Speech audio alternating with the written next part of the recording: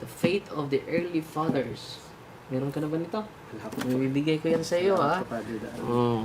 Kumusta po kayo? Sa YouTube, hindi pa. Okay. Okay na tayo sa YouTube. Back to back yung live natin. Nag-live sila ngayon, bro. So, kasama natin si Brother Jared at si Brother Fernan. Mago. Dito. Dito mo na, ha? Monitor natin.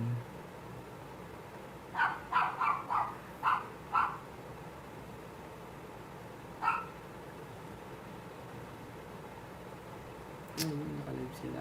Live sila ngayon. So, double live tayo. Okay, double live kami ngayon, mga kapatid. Kasama ko yung mga bagitong mga kapatid natin, si Brother Fernan, Brother John Fernan. Bro, pakilala ka, bro. Ako po si John Fernan po.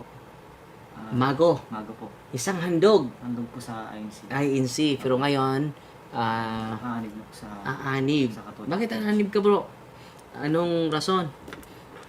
Para po alamin yung yung Hmm. mga tuminaari sa Catholic Church. Pero yung mga magulang mo, anong sabi nila?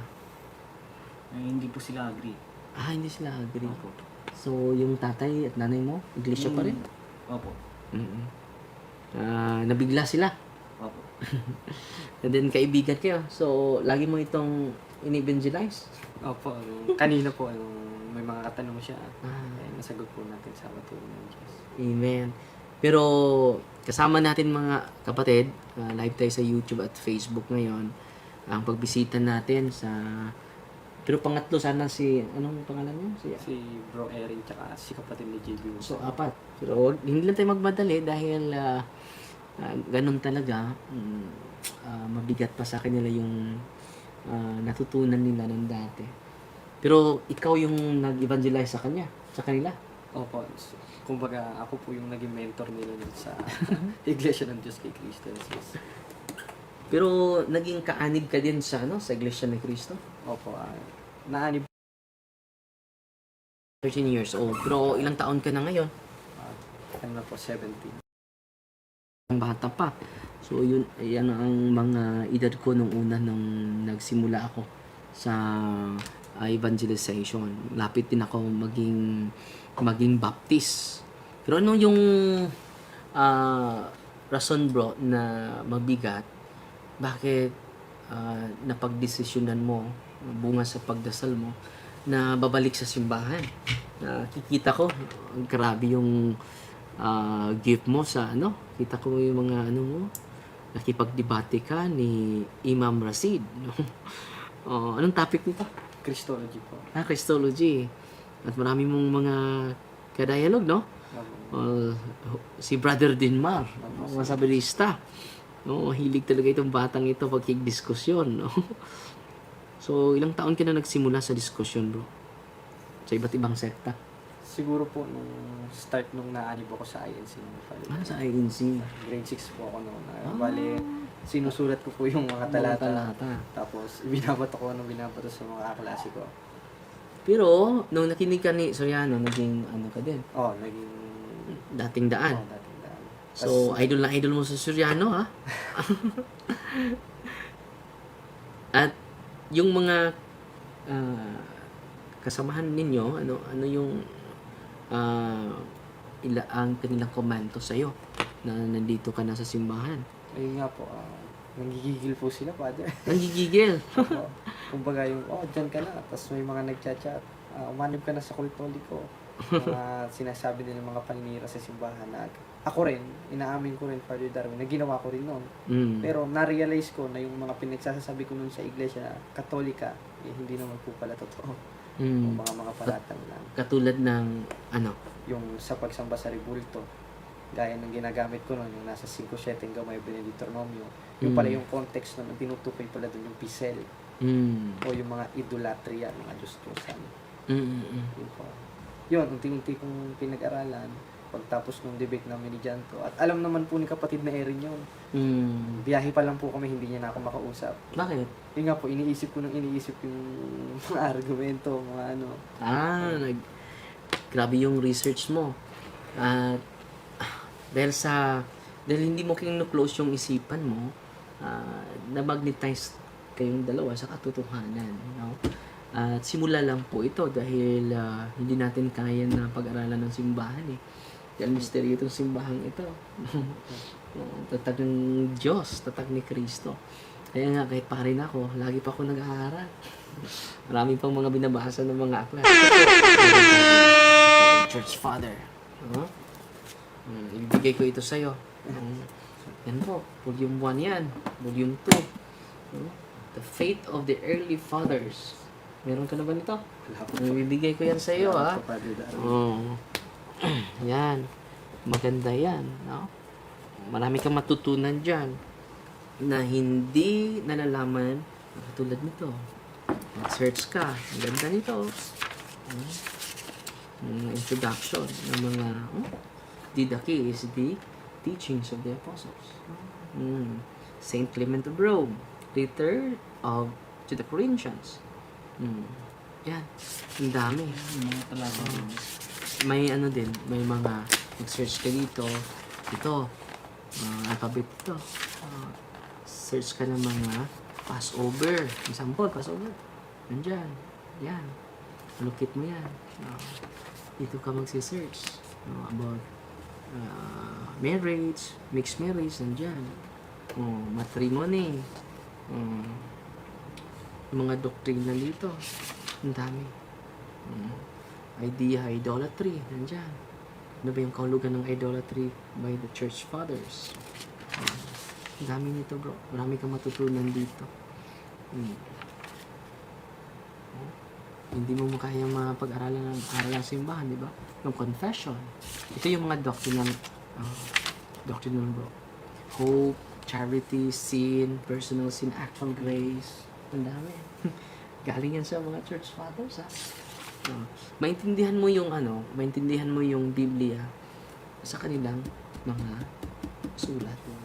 Example, dito, angels and demons, man, virtues, divine watchfulness, faith, about perseverance. Dito is doctrinal justification, merit, Mary, sacraments. Ang dami. Mga church fathers. Eucharist. Ang dami. Eschatology. Ang dami, no? Hell and punishment, heaven and blessedness, general judgment, purgatory, dito. Ang dami, oh. Volume 1 pa yan. Volume 2 ito. Yan.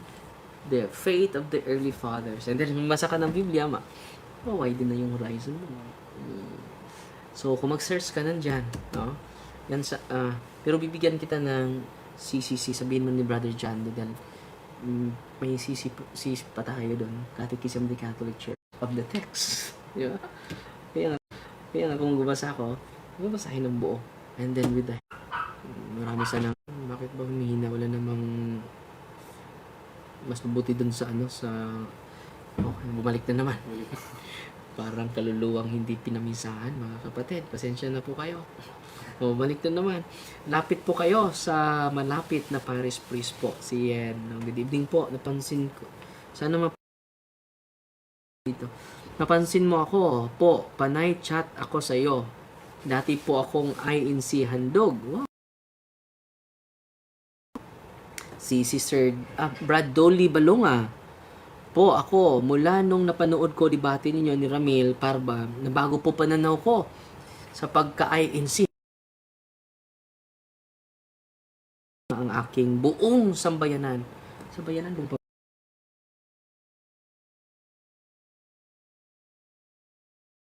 po, magkatoliko, pero hindi ko alam kung paano kasi mulat sa pool INC po ako. Sana mapansin nyo ako at sa mga kasamahan mo na CFD. O napansin na kita, bro. So, punta ka sa pinakamalapit na parokya, bro. Okay? Welcome home, bro, ha? Welcome home. Okay? So, screenshot. Sabi ni maraming nanonood sa atin, sayang dahil putol-putol yung signal namin. Para na-demonyuhan yung signal natin dito, no? Hindi gusto. Good evening, Father Darren. Meron sana akong itatanong. Liliwanagin Ngan sa ating mahal na Birhen kung totoo ba siya. So mga kapatid, mag-data na lang tayo. Pasensya na po dahil kasama niya si Brother John Fernan, no? At magre-reels din kami ni Brother Fernan dahil isa siyang handog no? At ano bang nangyari? Okay. Wait muna ha. Okay. So, ano yung mga realization mo, bro? Ngayong Katoliko ka na, bumalik ka na sa tunay na simbahan. Ayun po, Father Darin, nakakagalak po sa kalooban. Mm-mm. Iba talaga yung Father Darin, yung pakiramdam kumbaga nawala yung puot sa puso. Dahil sa protestante pa ka pa, grabe yung puot. Opo, Lalo lalo yung yung galit. Catholic. Para yung Katolik ay patungo na sa impyerno. Okay, no? Sisig ko sila. So, kailangan kong lilibatiin yung mga tao. Sabi mo sa akin, ano yung sinasabi mo? Hindi ako galit sa iyo, personal father. Galit ako sa turo mo. At naintindihan ko naman dahil yun ang katotohanan mo. Yung level of truth na nalalaman mo sa panahon na yon, yun talaga. Yung nasa convinced ka naintindihan ko naman yung mga pastor. Kaya nga marami akong pastor na kasama. Kung nandyan ako, marami mga pastor yan. No? Dahil, iba't iba. No? Dahil gusto ko makinig sa kanila. And then, maka-express naman sila. Katulad mo. Dahil may retreat ako na yung pagpunta mo dito, nag-retreat kami mga pari.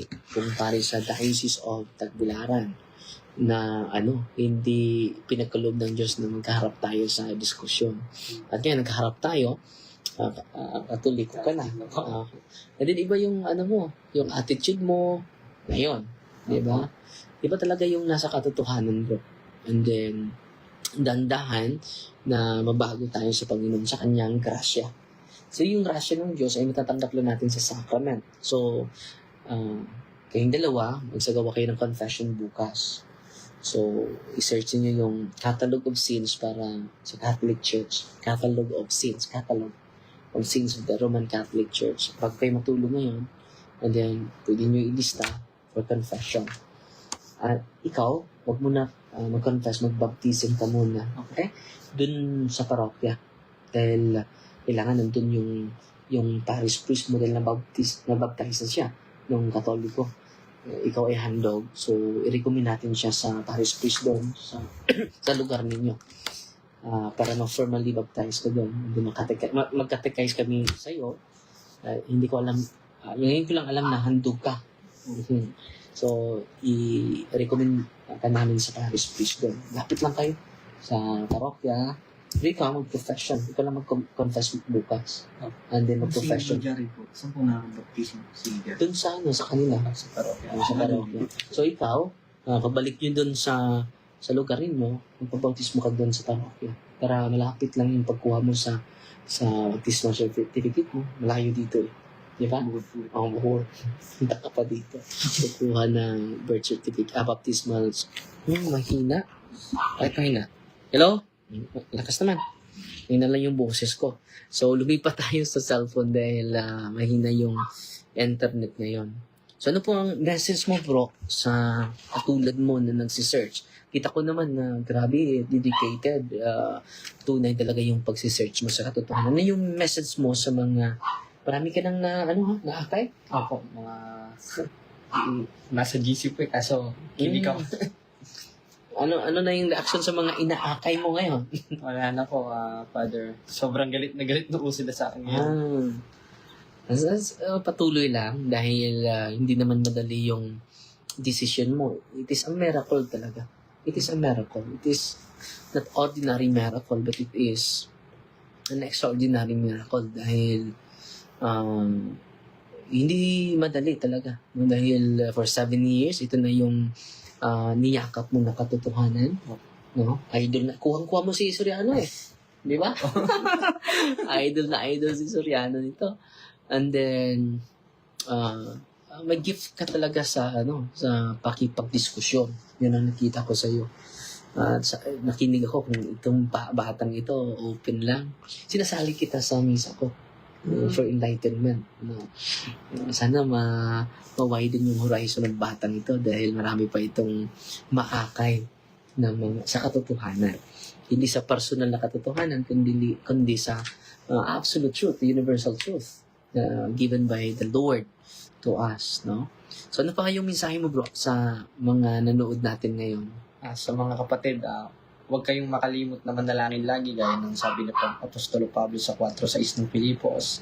Magbasa kayo, magsuri kayo dahil utos naman yun, nasa 4:1 ng unang 1. At subukin nyo lahat ng bagay. Unang Tesalonica 5:21-22. At dun sa mga kasama ko na ngayon ang nagagalit sa akin, alisin nyo yung puot sa puso ninyo. Maging open-minded kayo. Huwag kayong maging panatiko dun sa isang tao. Dahil kasumpa-sumpa sa Diyos yan, sabi ni Jeremias, sa 17:5 ni Jeremias, nasumpay ng tao na tumitiwala sa tao. Kaya ang sabi ni Kristo sa 6:33 ng Mateo, hanapin niyo muna ang kanyang kaharian. Ngayon nahanap. Nandito na ako ngayon. Amen. Kaya kayo mga kapatid, tanggalin yung puot niyo at magsuri kayo sa tunay na doktrina ng simbahan. At yun ang Catholic Church. Amen. So, may naka-encounter ka ba dun sa Manila ng mga city o mga pastor lang? Mga pastoron. First time mo naka-encounter ng city dito. At yung na-encounter niya, puro converted. Sila Converted. Pula Lima, Brother John, the debater yun. Akala ko hindi na yan pa-converted si Brother Jando. Dahil grabe, firm na yun eh. Katulad din sa iyo. Firm na firm. Sabi ng nila Brother Wendell, grabe nga. Grabe na yung pagka niya sa barista. And then dahan-dahan lang pala nabuksan yung isipan niya. Nakita ni Brother Wendell, nandito si Brother Jando sa cathedral pumasok. Ano ginawa mo dito? Gusto ko nang bumalik sa simba. si Brother Paul Alima. Paul Alima is 15 years minister of Saxony Jehovah. 9 kingdom halls ang tatag niya. By birth pa. By birth yan. Na-convince siya dahil sa Eucharist. Sa Eucharist. Isa yan sa mga yung true church din. Na-convince din siya. No? At salamat sa inyo mga kapatid. Nandito si Brother Jared, mag-professional faith siya. At kasama niya doon na magpabautismo sa parokya nila dahil akala ko Catholic siya galing. Pero ngayon ko lang nalalaman na siya pala ay galing sa handog talaga. Si John Fernand. No? At lagi itong nanonood sa'yo. Opo, lagi ko pong kasama yan sa debate. Ilan silang mga kasama mo sa mga kapitbahay mo na akay mo? Sa ngayon, yung malapit lang po sa amin ito, si kapatid na Mago. Kasama ko po siya dun sa Makati yung debate sa mga PMCC. PMCC? Ano PMCC? Yung kay Ferriol. Yung Pentecostal. Pentecostal. Missionary. Anong topic niya, Ferriol?